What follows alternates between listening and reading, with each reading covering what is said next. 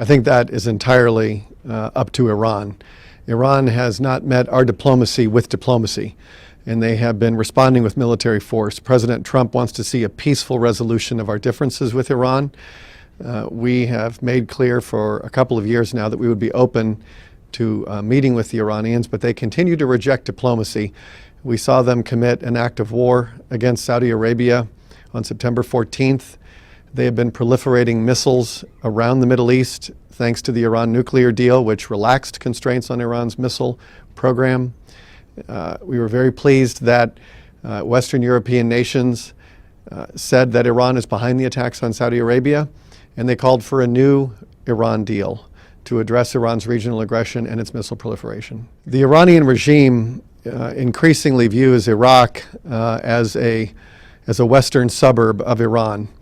The Iranian regime, since the time of the Ayatollah Khomeini, has had a goal of dominating the Middle East and the world through an expansionist revolutionary ideology that undermines the sovereignty and the security and the stability of its neighbors. Iran has never been at peace with its neighbors because it undermines and attacks their sovereignty. I have heard various Iranian officials say that what they are doing is in self-defense. It's hard for me to understand how the world's leading sponsor of terrorism is entitled to a claim of self-defense.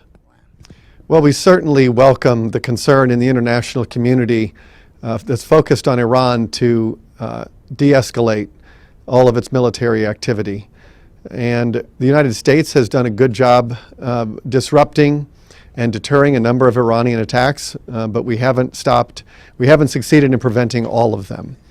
And so I think France did its best to try to increase the odds of a diplomatic outcome for our differences with Iran, but Iran is not interested in diplomacy.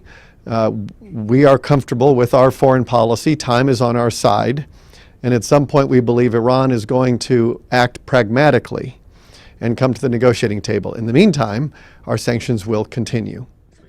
The United States has spent so much money in investing in Iraqi sovereignty.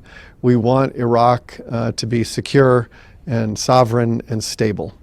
These are three goals that no one in the Iranian government shares. They would rather see Iraq come under the domination of the clerics in Iran. So our diplomats are there in Iraq to do everything we can to strengthen the Iraqi military so that they have a monopoly of force.